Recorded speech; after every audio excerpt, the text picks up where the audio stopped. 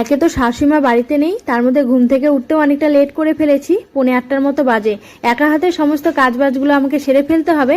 এদিকে আকাশের অবস্থাও খুব একটা ভালো না, টিপ টিপ করে বৃষ্টি পড়ছে।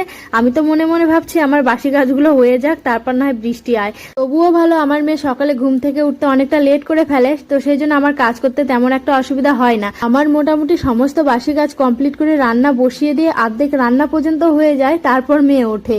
আসলে ও রাতে অনেক লেট করে ঘুমায়, তো সেই জন্য সকালে ঘুম থেকে উঠতে উঠতে ওর 9:30 10টা বেজেই যায়। হাজবেন্ড আর শ্বশুর মশাইয়েরও ওঠার সময় হয়ে গেছে, তো সেই জন্য আমি তাড়াহুড়ো করে সমস্ত বাসি কাজগুলো করছি।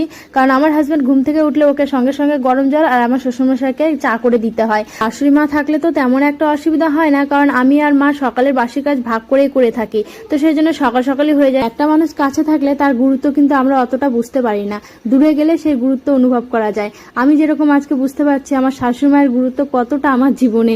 মা নেই জন্য